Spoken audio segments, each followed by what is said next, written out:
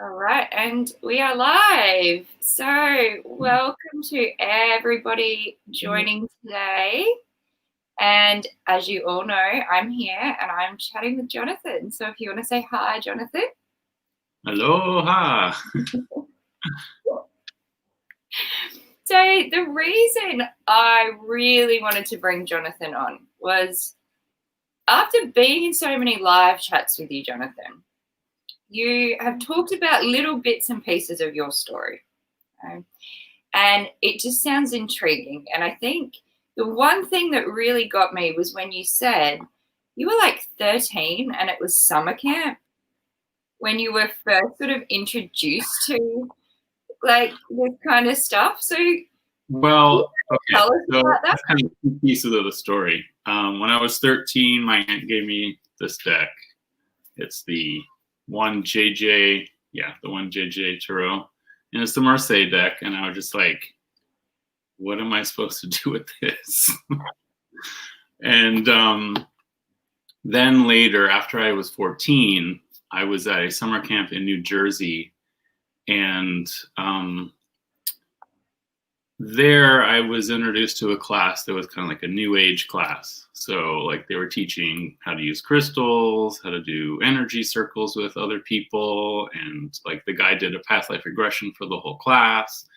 And one of the things we learned in that class was the tarot, which was I was given the Rider-Waite. This is not the original Rider-Waite I had. I actually gifted that away in the 90s, I want to say. Yeah. So I got this one like 2004. Quality sucks, but it was, it was the deck that got me into tarot. And that same summer, okay, I'm going to toot my own horn a little bit here, but when I was 14, I ended up painting the star. Oh, wow. You did that at 14? Yeah. It was actually my first painting I ever did. And I basically just had the card in front of me and copied it and followed it up with, these have been folded for so long, the folds are permanent. And then I followed up with the moon card. Oh, wow. So, and that just started the love affair with not just the tarot, but art in general. It was a arts, drama, music camp. So I was learning all kinds of things there. I took the New Age class, but, I was also at the age of 13 and 14 in Shakespeare plays and doing like creative writing. And I did Rhyme the Gambit. We did like filmography, the original kind. They had to like splice it together and have the right tape and like all that kind of stuff, which I don't really need to anymore because got the digital editing. I just became a jack of all trades, so to speak. Wow. Okay. So definitely got more questions about that. I'm just going to quickly say hello to everyone now. We've got more people in here. So hey, Nancy, Nate. No, I'm actually not on the chat for some reason. I don't even know how to tell you to bring it up. That's okay. I'll see it later, I guess. Nerese, Ginger. Okay, and who else? Hey, Sedana. Hey, Brent and Marsha and Betsy. Shadow's Truth. Ginger Faye, did I say you? If I didn't, I'm sorry. Hello. Criminal Luck. So, hey, Leander. Oh, there we go. I can see the comments, but I'm not signed in and I can't comment myself. So I'll just say hello, everybody. Okay. And Zach J. Hi, Eric. Brother. Okay. So how was, like, where were you living when you went on this camp? Because obviously in Australia, we don't have like this whole summer camp thing like parts of the world do. But how was that received? Because I imagine that if that happened here in different places, there'd be parents up in arms and going, "Why are you teaching my child this?" Like, how was it taken? Well, because the camp was a stay away camp, like you were there for, if you did both sessions, you were there for 2 months. Then there wasn't really that much communication outside of camp. Mm-hmm. I think that we were able to get, I think in today's world, it probably would have caused a huge controversy. And I'm sure that you probably got in trouble for doing it after the fact. Mm-hmm. But at the time, there was no controversy. We got to do the full class, which was, multiple pieces. And like I said, it was a stay at the camp. And it was this camp that was out in the middle of nowhere in New Jersey. Used to be a farm. The camp, like bunk beds and everything, the cabins that we were all staying in were converted chicken coops. So, I mean, it was literally out in the middle of nowhere. And the only way to communicate at the time was writing a letter. So it took a while to go out. And so I think that's why he was able to get away with it. Because I don't remember him ever doing it again after that. Because I was there for, I think, 2 more summers after that. And he never did that class again. So I think he probably did get in trouble for it, but after the fact, right? So how were you raised then? Like, were you raised by a faith or not? And how did your family respond to it when you got home? Well, like I said, the year before, my aunt had given me a tarot deck. So, I mean, were they my okay mom did the majority of the raising for me. She always encouraged me to listen to my dreams. And just because we couldn't see fairies and unicorns didn't mean they weren't real. So she encouraged that kind of belief in me already. I mean, even when I was in, I think it was like first or second grade, she was teaching 5th grade in the same school. And she had a Native American shaman come in to tell stories. And at the end of the stories, this woman had all these kids do an energy circle together. And then the shaman took my mom aside after the fact and was like, "Your son, strong in spirit, nourish that." So my mom's always been kind of supportive of me in that sense. Yeah. I don't know if anyone else watching the chat is kind of mind blown by this, but I just can't imagine being in something so open in a school environment as a young child. Oh, my mom got in a lot of trouble for doing that. All right. Good on her for doing it anyway. Yeah, she did it. I mean, she got in trouble constantly, but back then, she didn't care. Wow. Yeah. Awesome.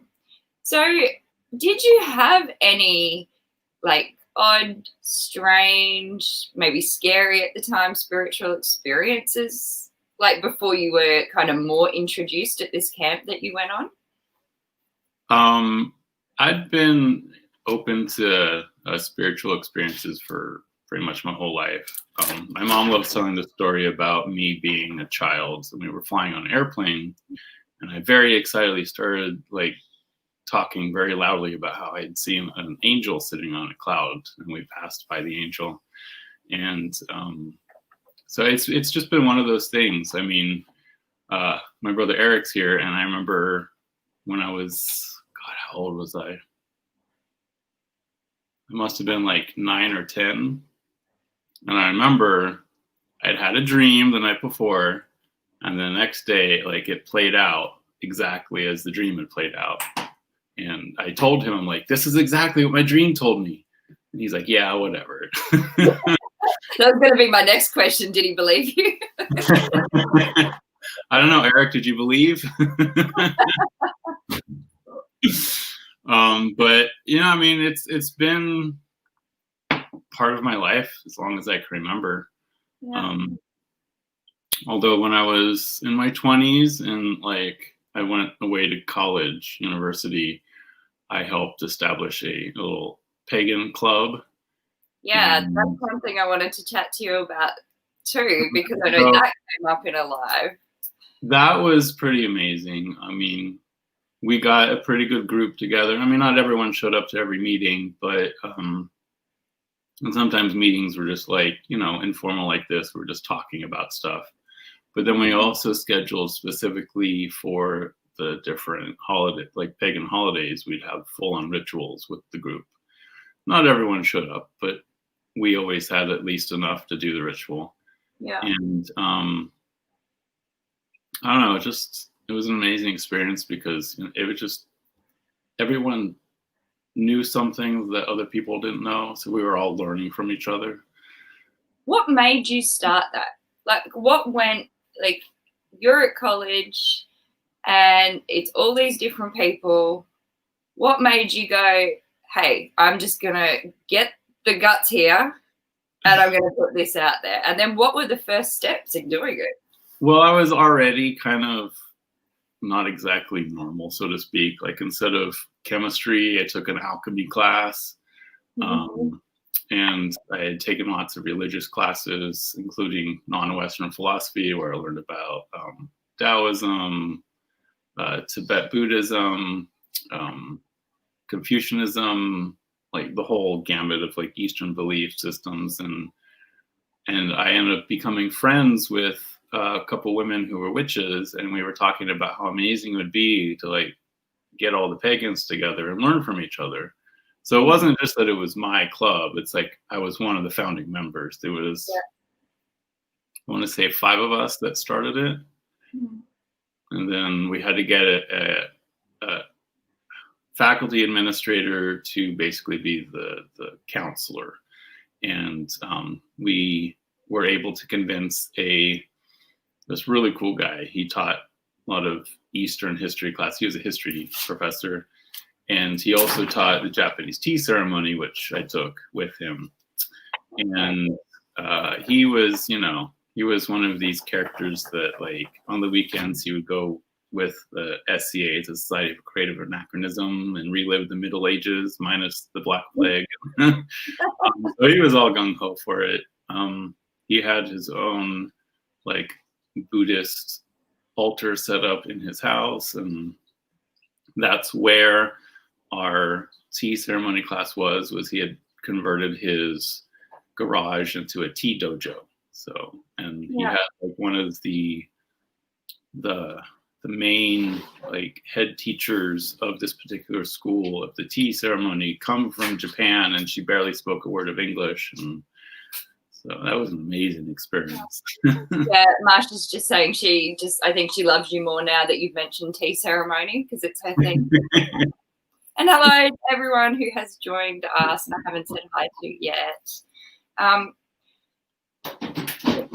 So did you go to college? Were you in America at that point when you went to college? Yeah, I was in Northern California. Okay. And I was actually a double major, history and anthropology double major, but there was some snafu with one of these classes that you have to have in order to graduate with the history degree. And like I had already gone on and gotten an A in the next class. It seemed kind of ridiculous to go backwards to retake this class. And so I ended up just graduating with a degree in anthropology. So, what class did tea ceremony come into? Oh, it was its own thing. It was like an elective. Like, so the tea ceremony in and of itself was an entire class. Oh yeah, and that's so cool. That just blows my mind that you have that. The tea ceremony, apparently there's, what was it? I think like 150 versions of it. And our class learned 5. And our teacher was shocked because he's like, no class has ever learned 5, 3 or 4 at most. And so it was like the class I was in, we were all very, I don't know, we meshed really well. And so it was like, we all were like adamant about learning as much as we could.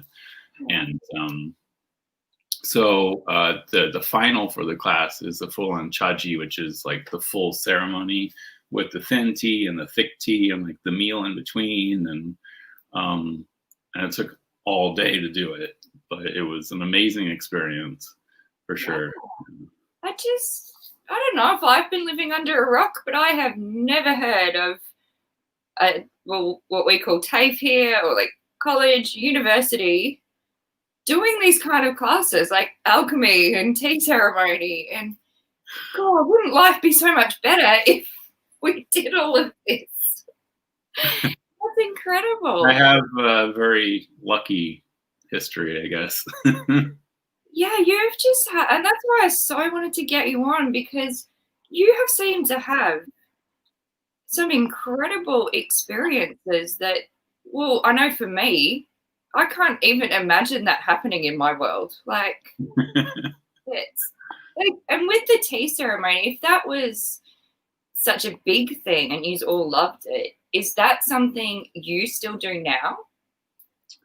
I have a lot of the tools, but I don't really do it because, I mean, I still love drinking tea, but the matcha tea that you're supposed to get, it's powder green tea. It's like that almost neon green that you're supposed to whisk up. It's really hard to find good quality tea, so I kind of let it go to the wayside. I mean, I also learned the Chinese tea ceremony when I was in acupuncture school, so I kind of just leaned into that a little more.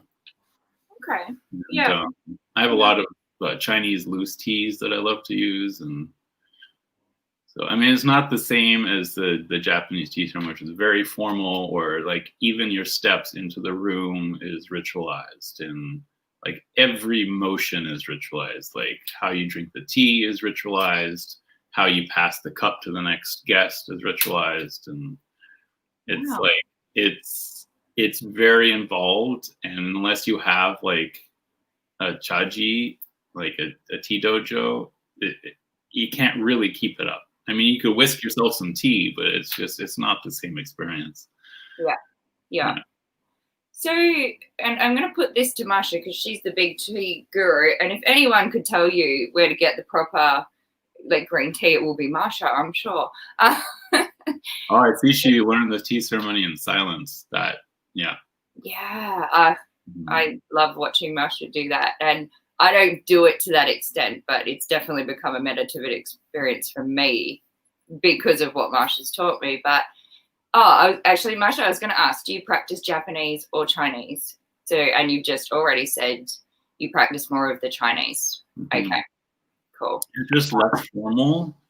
I mean, it's still formal, but it's not quite as ritualized as the Japanese tea ceremony, which came about during the time of the warlords in Japan, where it's like that it was made specifically by the Buddhist monks to create a space where everyone was equal. And like to even get into the tea room, it's like this little square door you have to get on your hands and knees to like crawl through. And like then once you're in there, you're supposed to walk through a certain way to see the display, which is either a scroll or a set of flowers, depending on the time of year. And then go and look and see how the fire's been set up for the tea water. And then you go and sit in your spot. And so I mean, even the way you walk across the floor is like, you have to walk just right. Otherwise you're doing it wrong. So have you actually done that anywhere, or that's just from your learning of like the Japanese style? That was just the learning of the Japanese style. That was that one semester, right? And for us to learn 5 versions in one semester was like mind blowing, apparently, which is for me. I'm like, really? Okay, I could have learned more. Did you? So you go to college, you find this good teacher who's supportive of this, and you set it all up. Was there pushback from other people, whether it was staff members, was like other students, that kind of thing? I don't remember any pushback. Not really. I think the only thing that might have gotten a little pushback was the fact that this class, which is a university class, was not held at the university, was held at his house. Mm-hmm. So, but I mean, there's nowhere on the university you could set up a chaji. So, I was going to ask that about where you did the meetings and where you did the formal ritual too. Was it on campus or was it off campus? Every class was at his house. The very first class was on campus, and that was just to let everyone know how to get to his house. And then after that, everyone just met at his house, and then the final was at his house as well, because he had turned his backyard into a formal Japanese garden. Wow. And we were dressed to the nine. Like, everyone who was a guest was dressed in a full kimono that he had brought back from Japan, and not just like the top layer, but like the 5 different layers you're supposed to wear. And you have to have like your certain napkin fold in a certain spot in your sleeve, and like, I mean, we went all out. But it's like, ever since you were tiny, it's almost like you have just manifested so many unique experiences that wouldn't we have a better world, I reckon, if it started with birth. To start with. Yeah, so my parents, even though they're, my dad's from South Dakota, my mom's from New Jersey. I was born in 1975, so the Vietnam War was still raging, and they didn't want me to be born in America in case there was a draft when I was 18. So they purposely went to Mexico, and they were living in a place, Santa Maria de Tonancilla, and my mom was painting the kitchen when she was in labor. She didn't even know she was in labor. So I ended up being born in the house, the little house they were renting. And turns out that house was built into the side of a hill, and the hill ended up being a pyramid. So my mom always was telling this story when I was growing up, that I was born on the side of a Mixtec pyramid in Mexico. So wow. It started with birth. Obviously. What were, like, so your mom was obviously a bit more out there as far as she would, bring the shaman class. Both my parents were one of the original hippies back in the day. So okay. What was your dad like, kind of, when it came to spirituality, or was he like? My dad was raised Episcopalian. They got divorced when I was 3, so I don't my memories of him are kind of foggy. And then I haven't talked to him since I was 12. Okay. Yeah. So it's been basically me and my mom. Yeah. Okay. And is it just the one brother you have?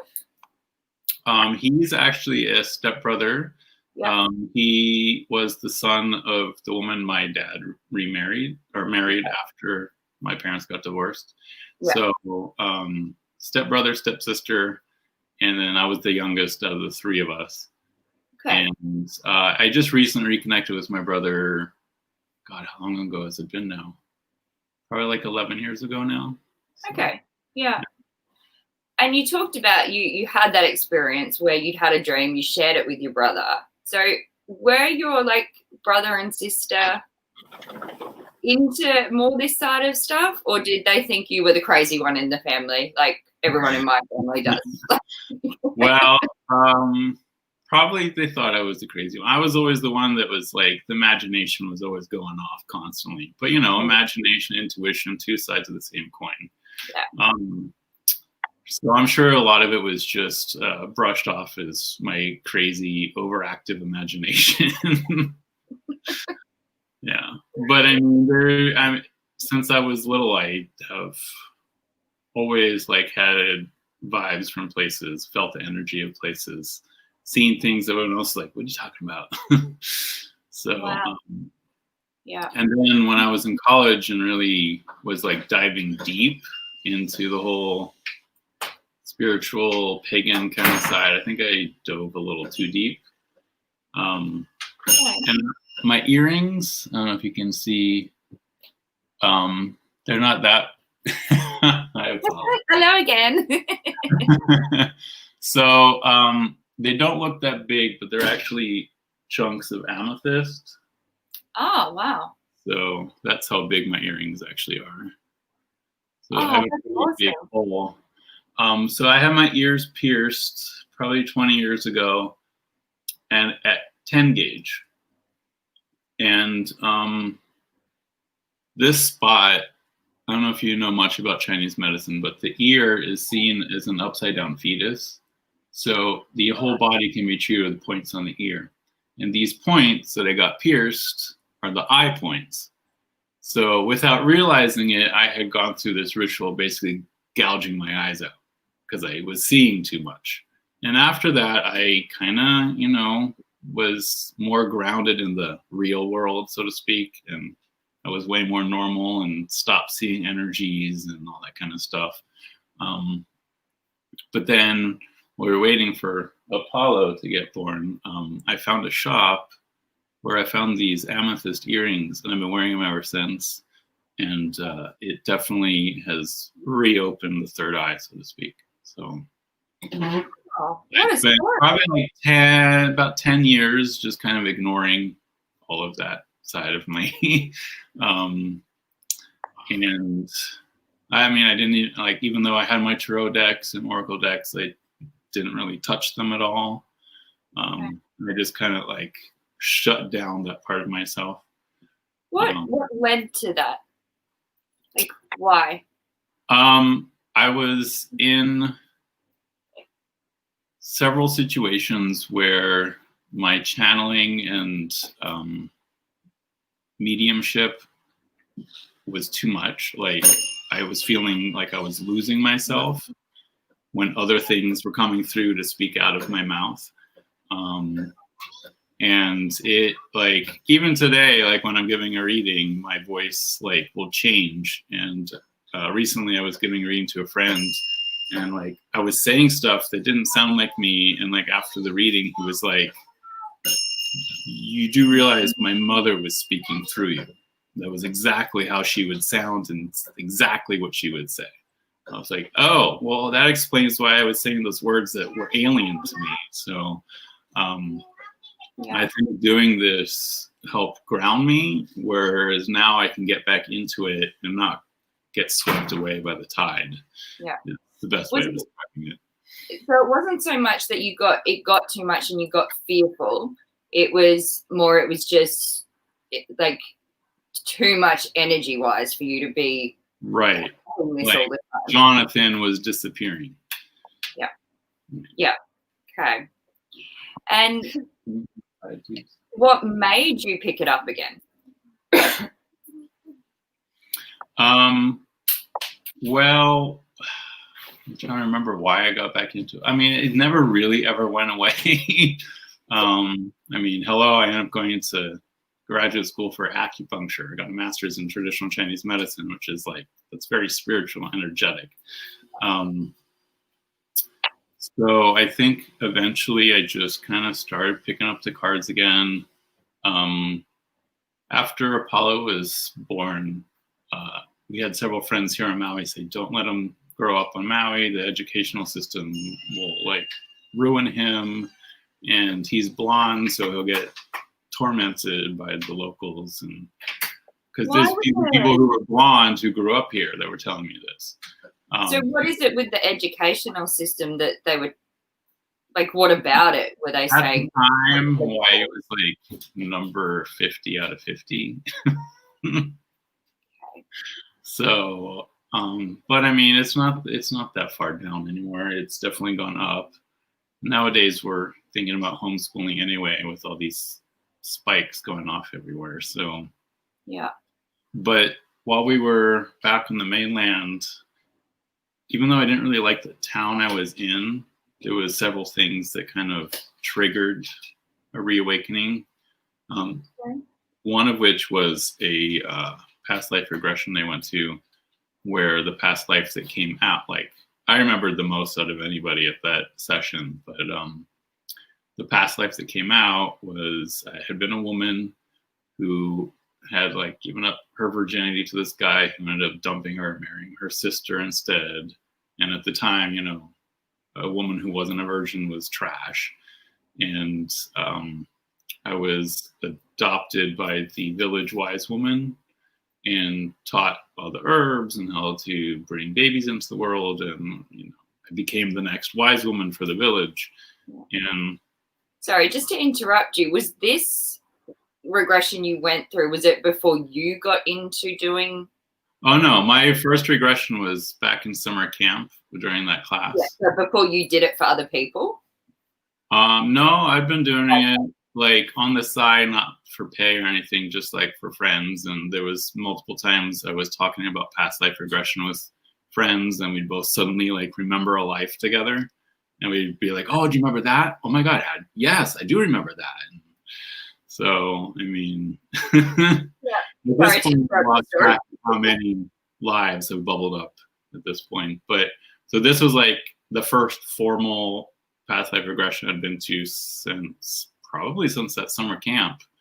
And it was a guided visualization and everything, the same kind of stuff I do, but it was a different system.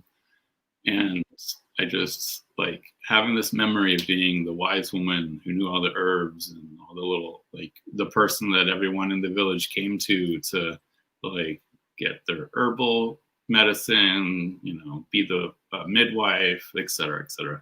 Kind of, I don't know, it re-triggered it for me.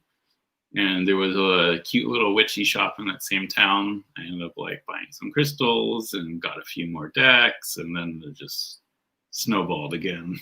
Yeah. Like I said, it never really went away. It just got put to the side for a while. Yeah. With these, like at 13, you're exposed to like past life regression. And at 13, that can either be kind of scary or cool. But then in adulthood, you do this other one that's really eye-opening as well. Like I know you said I remember her death even. Yeah. Yeah. Through any of it, has any of it scared you? None of it really scared me. I think the thing that scared me the most was when I unintentionally started channeling and when I did this, because like, it's like when you want to channel, that's one thing, but when you just start channeling randomly and you have no control over it, that's when I was feeling like I was losing myself and needed to, stop everything. Do you remember a first realization of like that first time you channeled without wanting to? Do you remember that first time, or it was kind of a so that first time I channeled, it was like, it was so intense I actually barely remember it. I was in college. My roommate he had taken like mushrooms and acid, and he was like tripping, and he needed to go for a walk. We didn't want him to be alone, so I went with him, and I had a bottle of water with me, and we eventually found like this little lake area to sit next to.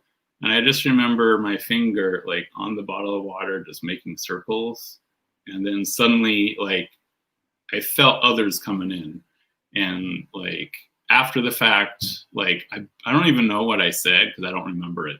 But he said like he was freaking out because apparently my features were changing with each person coming in to look more like whatever was coming in.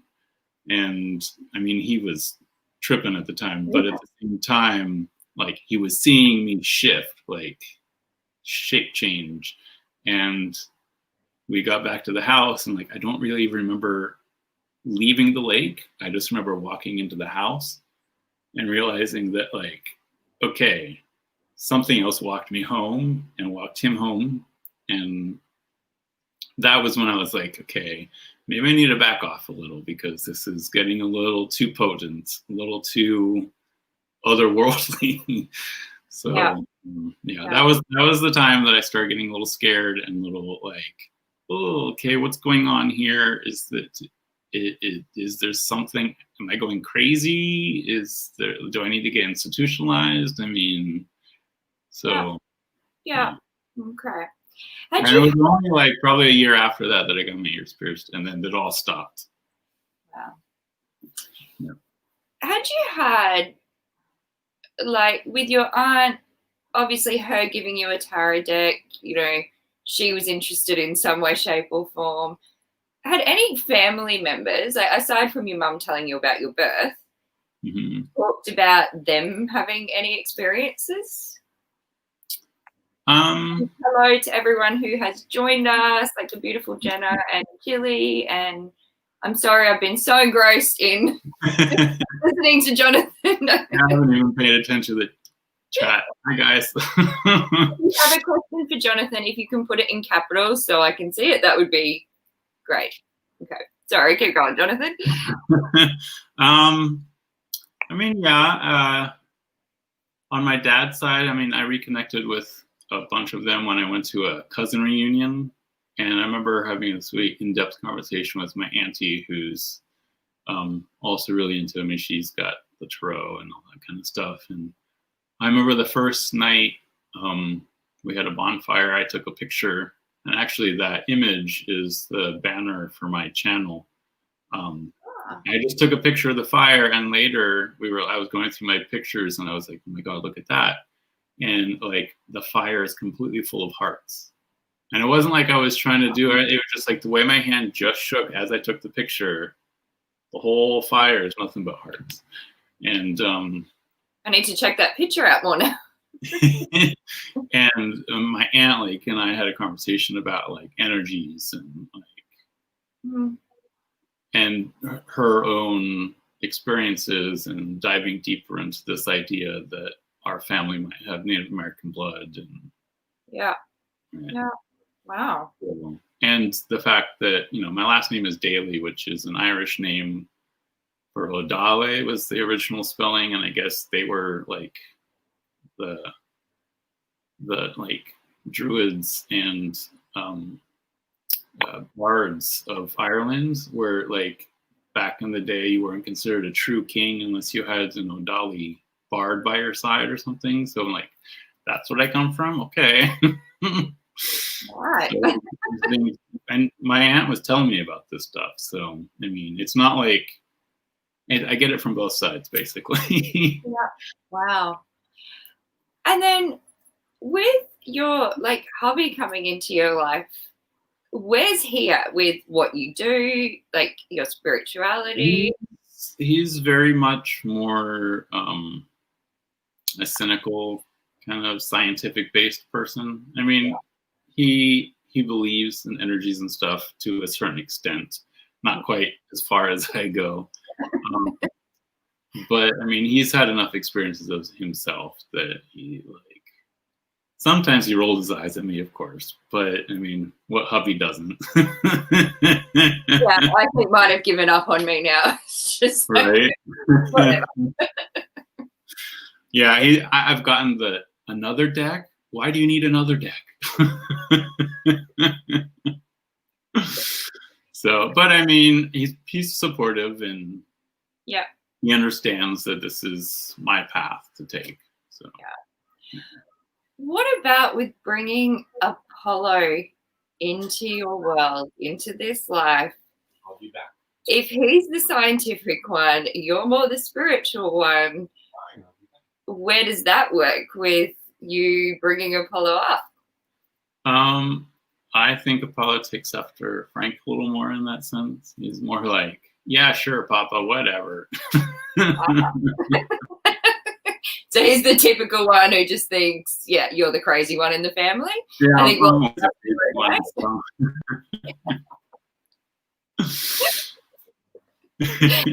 I've always been the crazy one. So.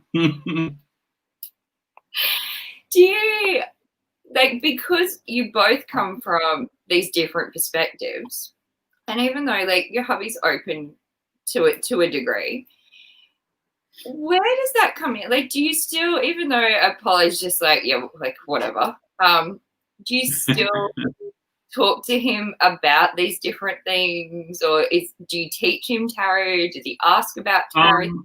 I do, and you know, he likes, like you saw, he likes jumping in on videos every so often. Yeah. I try and edit him out usually, but you know, he slips in here and there. And you know, I try and explain the cards a little to him, but I think he's only 6, so he's like, yeah, whatever. I want to go play with my friends. So But you know, I mean, I've had conversations with him about ghosts and stuff, and he kind of believes and he kind of doesn't believe at the same time. Yeah. Have you ever noticed if he's had any sort of spiritual experiences like kids can often do because they're a lot more open than us? When he was a lot younger, there was definitely some times where, like, I swear he was looking at something that no one else could see. But now that he's like 6 and kind of cemented into 3D reality, he doesn't really talk about that stuff at all. Yeah. Okay. And what happens if to keep him open to it, but yeah. If he grows up and he starts asking you more of the questions about what you're doing and gets into that. He's just outside the door, Apollo. What? I want to pause it. We'll pause it. I can't. You put the remote up. Oh my goodness. Okay, just one moment. I need to go take care of Oh, good. Tantrum. Let's see. Oh, Cindy left. It's too late to say goodbye now because she's probably gone. And yeah, if you have questions for Jonathan, put them in caps. And I'm sorry I'm not up with the chat because I'm intrigued. Sorry about that. That's okay. Kids will be kids. Okay, so Jilly said same happened with her kids, like looking at something that you just can't see. I think it's very much like that with animals too sometimes. Oh yeah, especially cat.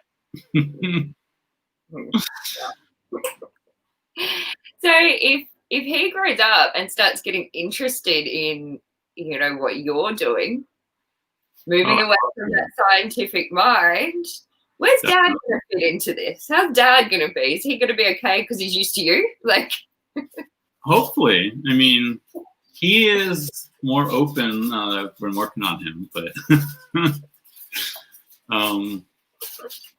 what you getting, monkey? Getting a snack. So I noticed something over my shoulder that I mentioned in Becca's chat, the jade and silver Kuan Yin incense.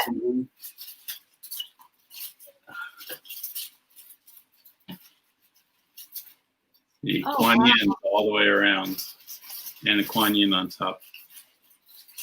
It used to have chains on either side, and then, you know, I put the charcoal and the incense inside. Yeah.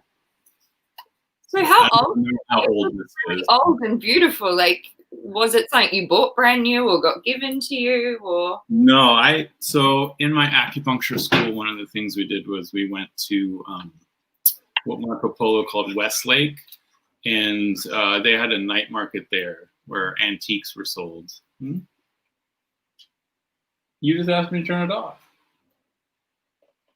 Oh, just a minute. Oh, So we need to stop. Yeah, I knew you'd like that, Chili. Oh, is this not an amazing chat, everyone? I'm just blown away by stories. Wow. So I got it at the night market in Hangzhou, which Marco Polo called Westlake, you know, heaven on earth. When I was there, it was full of smog. You could barely see anything during the day. Like, literally, the sky was white with smog. Wow. Yeah. Wow. But, I mean, I got some pretty amazing experiences going to China. Got to walk Yellow Mountain, and that was intense. I didn't think I had fear of height until I was walking on some of those paths. Yeah. So any experiences there that you want to share with us? Well, there was this one time that we, as a group, we were going to go out on the lake.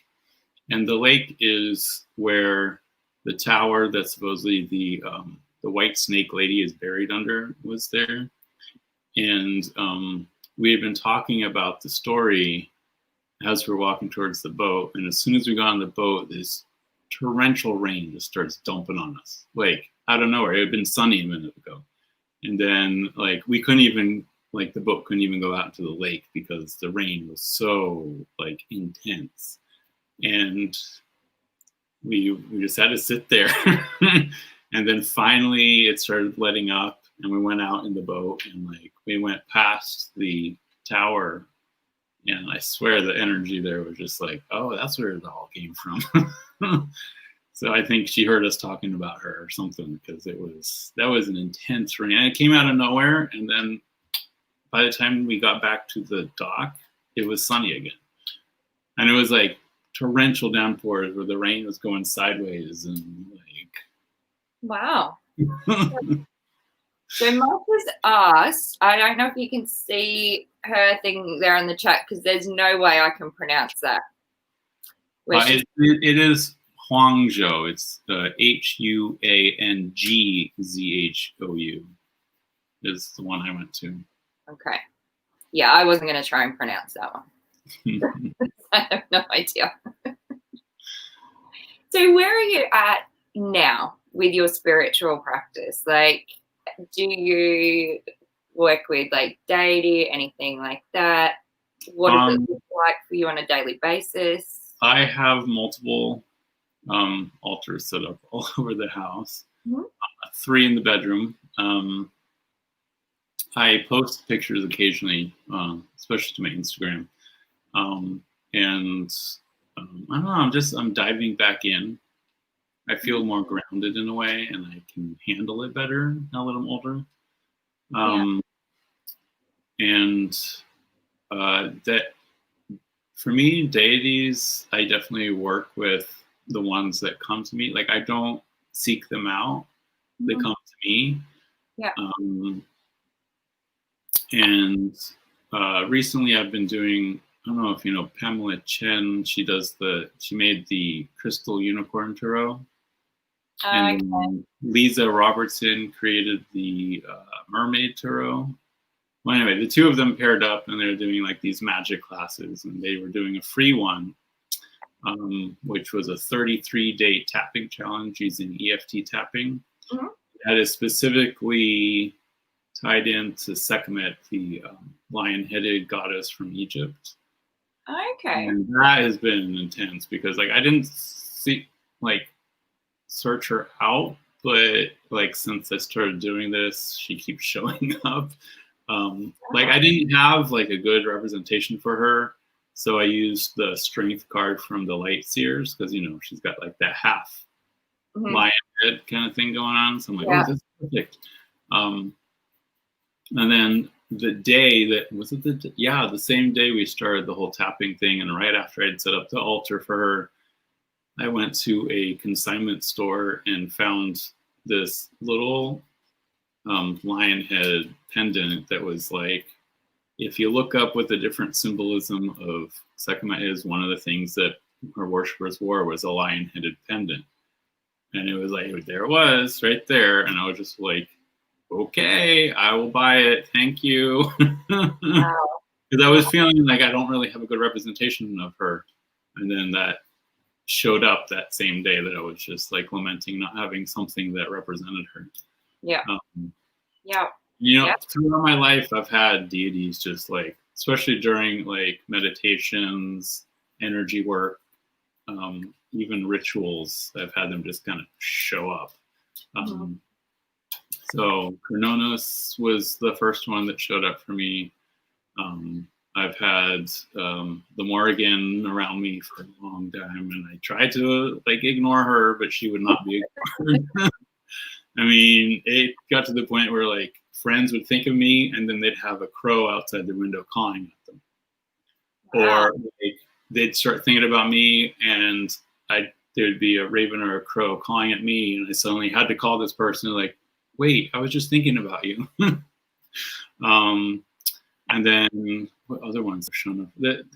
They keep coming. I mean, certain ones stay for a while. Other ones just come in for a minute and then leave again. Probably the most profound connection with deity I've had has been here. And it wasn't long after we had moved here.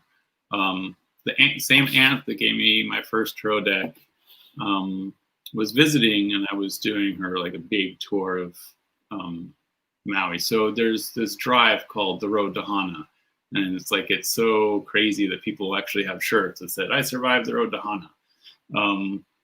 And usually they go to Hana and then turn around, come back. Well, I did the full loop, and the back side of that loop, there's a spot where you can see the Big Island, which is where Pele supposedly lives.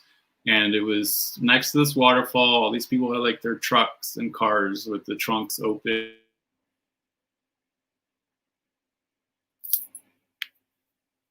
Oh no.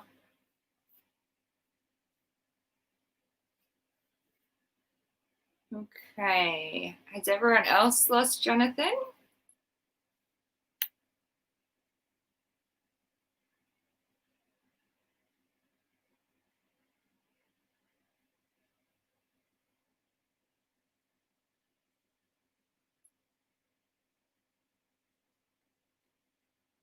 Have other people lost Jonathan, or is it me? Have you lost me? Oh, okay, yeah, he's gone. Hmm.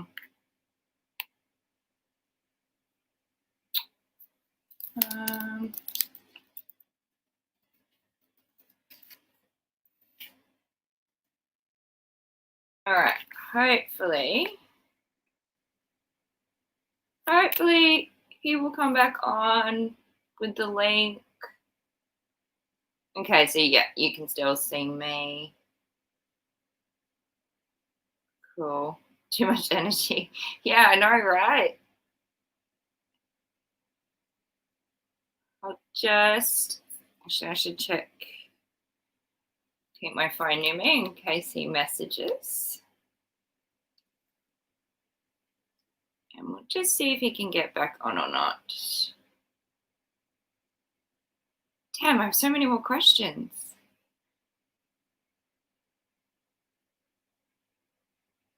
Yeah, Jen, I'm hoping he'll pop back in.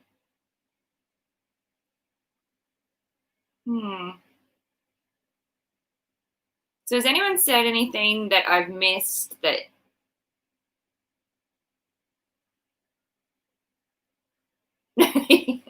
Right, Rochelle? Yeah. He hasn't had to take over my channel. Which is a good thing.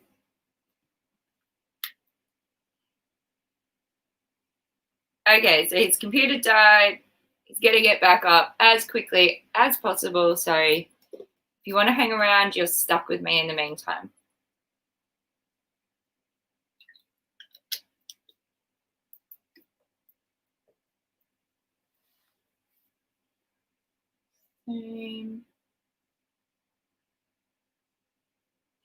Okay.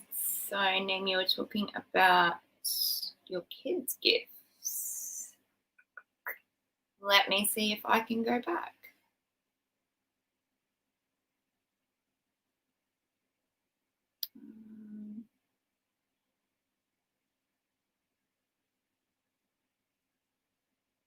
So you've had deities coming to you too, Masha. Cool.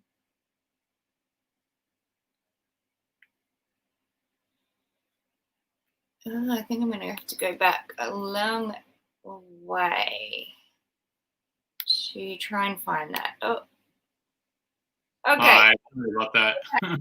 Excellent. My computer died on me. It's always the way. All right. I'm back. I was like, maybe Taylor doesn't want me telling that story. Yes, the comment was mentioned. Right? There's so much energy going on.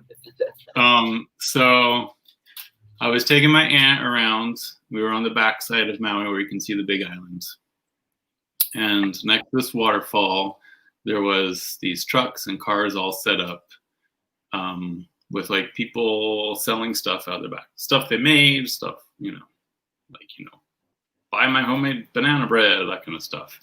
And then across the road, like up on a little wall, was this Hawaiian woman that was very Hawaiian. Like, I mean, I have never seen anyone as Hawaiian looking as this woman. She was in a traditional Hawaiian gown that was very red, like red flowers. She had a very traditional Hawaiian umbrella with like this traditional Hawaiian cloth, and then she was selling these shell leis. So I had this huge, long conversation with, I don't even know how long I was talking with her, but talking about how being on Maui, I feel the most at home, more at home here than anywhere I've ever been in my whole life.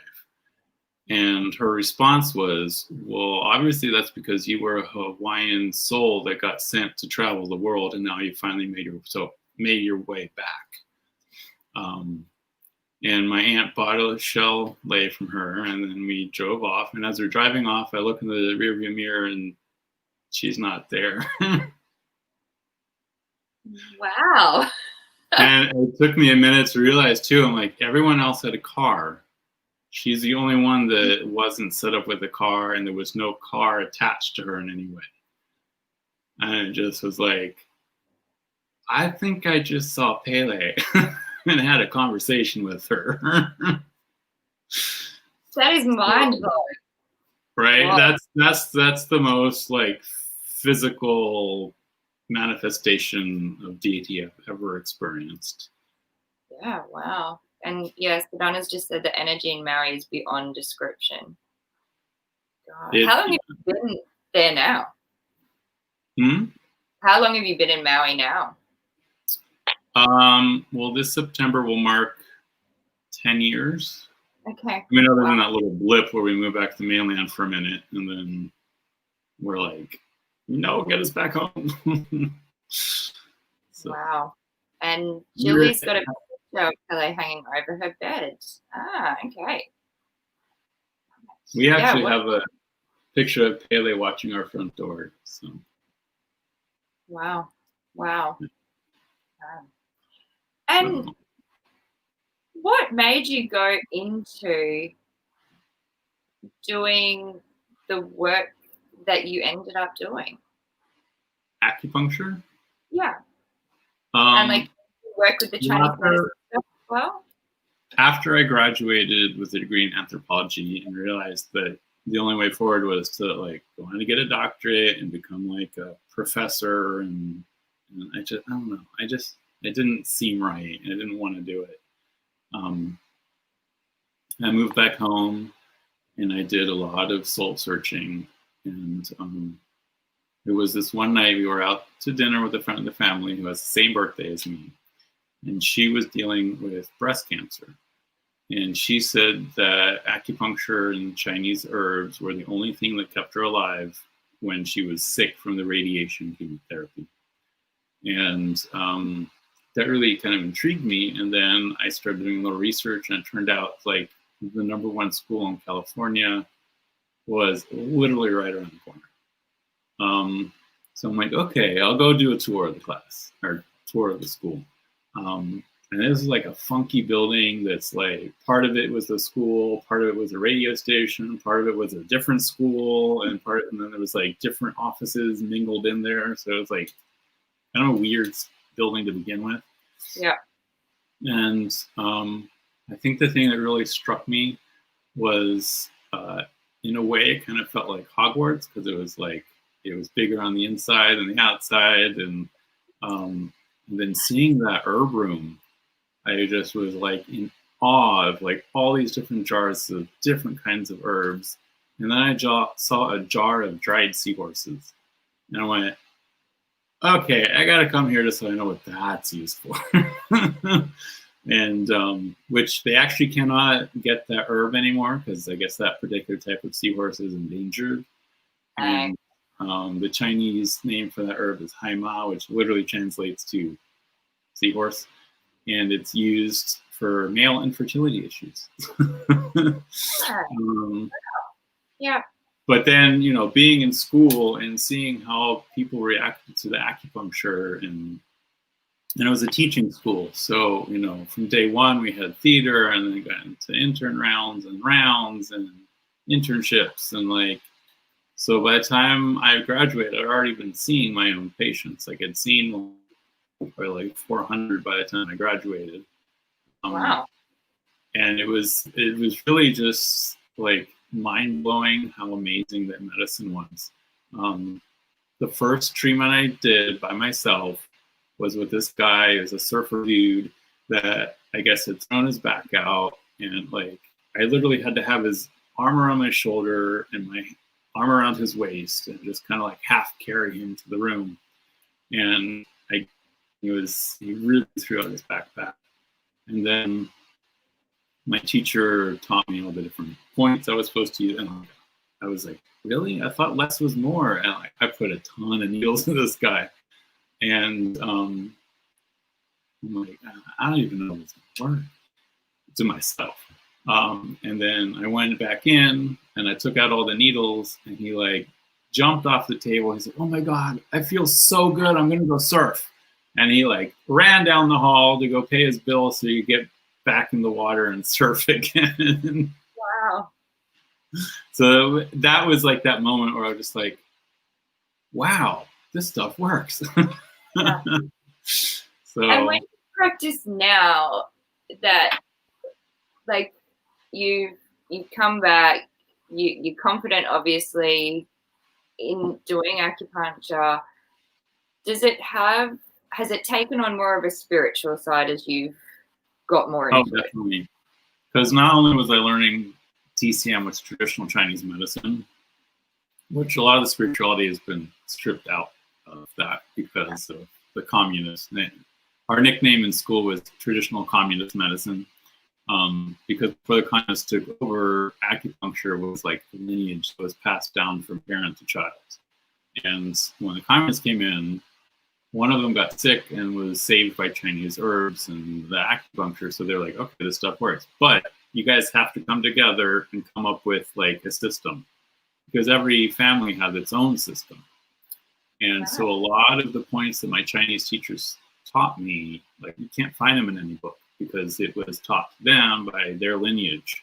Okay. And I mean, they stripped up so much. I mean, that it's kind of unreal that it even still works, but it does.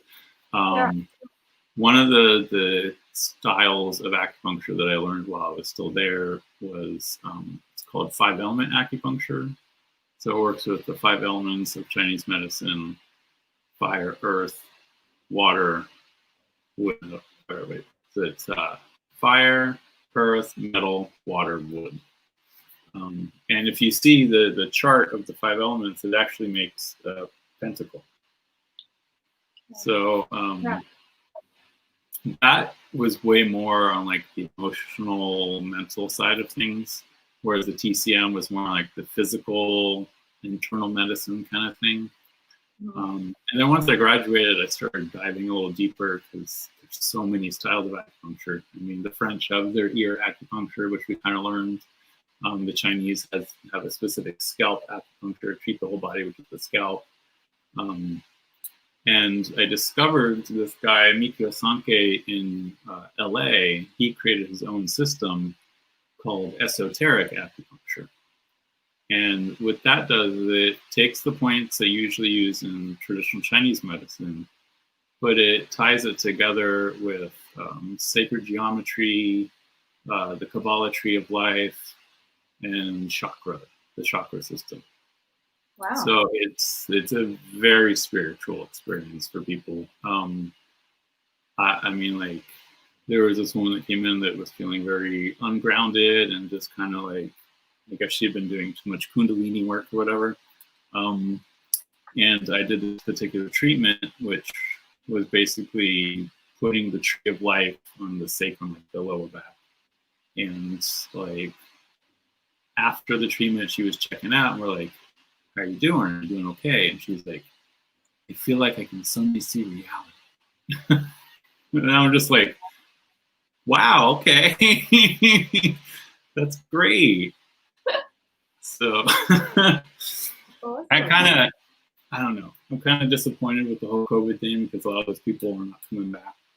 Yeah. And it's hard for me to practice right now. So I actually have dived a different direction.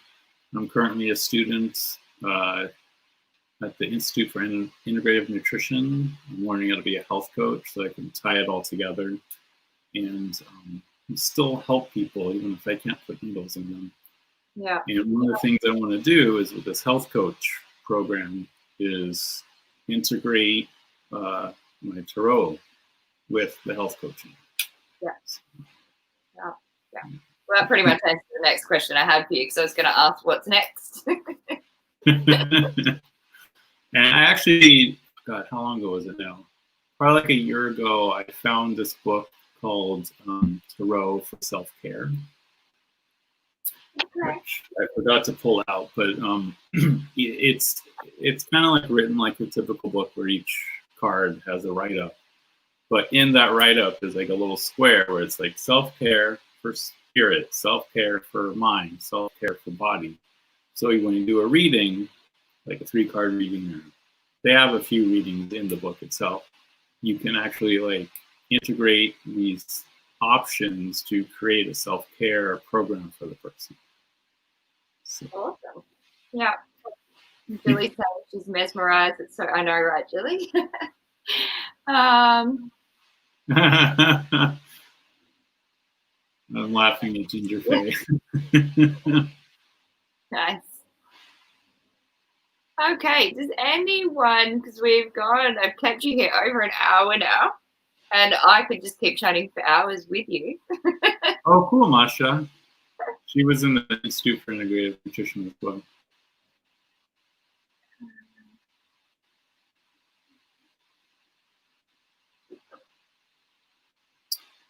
So let's see Betsy here saying he's a metal rat. I don't know if you know this, but Chinese astrology is way deeper than just what the year is. So each year has an element in animal, but so does each month, each week, each day, and each hour. And I can't remember what this website is, but I found a website where you plug in your birth date and it gives you like the full write-up of like what each one is and how it like connects to you. Yeah. Even though I was born year of the wood rabbit, according to this chart, my personal sign is that of a fire dragon. Okay. Right. Wow. Which is interesting because the only sign that can overpower the dragon is the rabbit. Hey, yeah, I don't know anything about it other than I think I was born in the year of the boar, and that's pretty much it. Oh, no wonder we get along so well. Rabbits and boars and pigs. I like that. Yeah, and I know Julie commented earlier that your laugh is so much like her uncle, and your smile seems very familiar to her. So, I see that question from Jilly. Actually, right before the whole COVID thing started, I was trying to integrate acupuncture with the past life regression. So using what I know from esoteric acupuncture to help facilitate the past life regression. So, since COVID started, I've done a few past life regressions like this over computer, like Zoom meeting. And they work pretty well. I mean, nothing beats being in the same room and feeling each other's energy. But if you can't, that's the next best thing. Yeah. And I think I can speak on behalf of a lot of us that we think you should do more like online past life regression so that we can book in readings and have it with you. I have to set up a schedule. Yes. So we've also got what amazes me most is how with all the different spiritual experiences and knowledge you have had, you see each as its own and are able to tie them together in each of your practices. Yeah, right, Naeem. Yeah, that's very true. Well, it's, I don't know. I'm my third eye is open enough to see that even though we're all different, we're all one. So I think of it that way. I think how to integrate everything is just realizing that it is unique in its own way, but at the same time, it's all connected. Yeah. Yeah. And everyone's like agreeing, like, yes, we need you to set up a service where we can book. Okay. We're all waiting. So now you've got to put Okay, got to figure this out. Maybe PayPal. Yeah, just set up PayPal. PayPal and Facebook page. I don't know. That works, right? I don't need a full page, do I? Like a website. Anyone out there can set up a website for me? You don't need a full website to get it started. You can just put the link or tell people to message you to book it. And message me on Facebook. I'm available. Yeah, awesome. So Jelly says, how do we know what element in regards to the trend?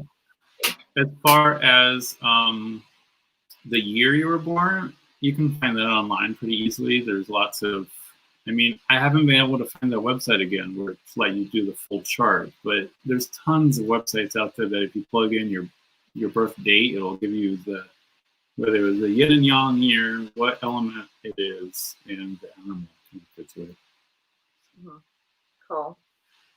Name says, Jonathan, seriously, how many times have you been appointed to start your own business? Branch out on your own. I can name 2 times for sure in the last 3 weeks.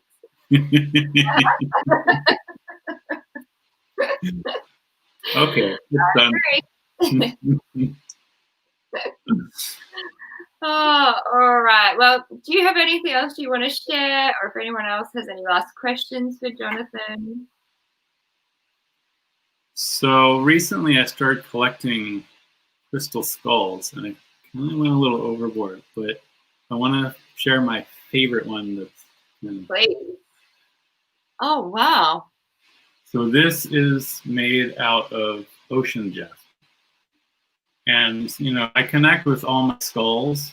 With this one, after I opened the package, it was in my hand for about 2 hours. I couldn't let it go.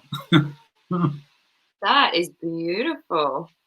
Yeah, this one's like unreal how amazing this one is. Yeah. Wow. Yeah, I love it. Anyone out there collect crystal skulls? I know there's a few of us who do. Yeah. There you go. And Ginger pays at you too while you're homeschooling. You can do your self-biz. Yeah. As soon as I'm done with this wellness coaching class. Yeah.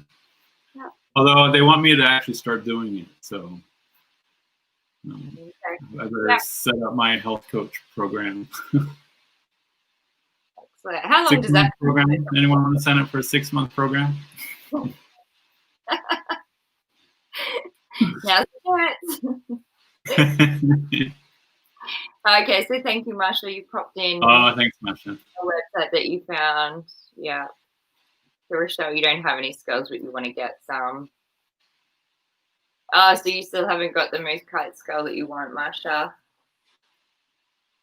And Julie, you found yours, your Earth. Big surprise. Actually, I got some crystal skull pendants on their way from China, and one of them is Mukite. Mukite? How do you say that? Oh, the pendant. Oh, don't tell me that. eBay has been my downfall. And Julie wants to know, did you name your skull? Because there are a lot of us who give our skulls names. Yes, this is Kaimana. Can you say that again? Kaimana. Kaimana. Okay, so does that have a meaning? So there's 2 meanings to Kaimana. Kai is ocean and mana is power. So it's like power of the ocean, but more like spirit of the ocean. And then Kaimana is the direct translation of the word diamond as well. Ah, okay. Nice. Yes, oh, Julie. Of course Jesse pops on right when I'm showing the Ginger Faye, I have a giant mookai. I wouldn't class it as giant, but I have, wrong way, the whole, collection over here. So. Yeah. I want to come over there just so I can get some, because it's, hard to find over here. Oh, really? Oh, wow. I have to send you some. Okay. Hi, Jesse. How you doing, Jesse? You came in at the right timing. Jesse, my two Yeah. amethyst skulls are Mulder and Scully. Nice. Moonkite's the magic word for you and I, Marsha. Yeah, you can never have too many moonkite pieces. I agree. It's the first thing I hunt for when I go into my crystal shops now. I was trying to get a moonkite skull, and they kept being bought out from under me. They're like... I only just found a moonkite skull recently, and it's tiny. It's the only one I've ever seen in a shop that I've been into, and like it's a baby. Yeah, So, that's the same color as the pendant that I got. Yeah, a skull and a pendant. That sounds really good. But I'm not the looking. reason I'm ordering these skull pendants is because I one of the things I do is make jewelry, and I want to start doing like specifically like crystal necklaces with the skulls. Awesome. And are you going to sell them when you do it? Sure, I better start an Etsy shop, huh? Yes, look at all these ideas everyone's throwing at you. Oh, cool, Jesse. You do your readings and... Oh, I'm so thrilled to hear that there is a moonkite skull in your deck, Jesse. That just makes me look forward to it even more. I can't wait. All right. Well, thank you so much for thank you for having me. This has been amazing. It has. I have loved chatting with you. And yeah, I can just keep talking for hours, I think. And moonkite is derived from the, Mooka Creek. Yeah. All right. And thank you to everyone who has joined us as well. I'm sorry if I missed lots of comments. I was just mesmerized by what was going on in the chat.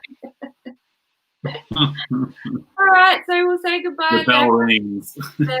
Must be time to be done. Thank you, Jen, so much. Thank you for joining me, and yeah, we'll do it again sometime soon. Thanks, everybody. Bye. Awesome. Bye.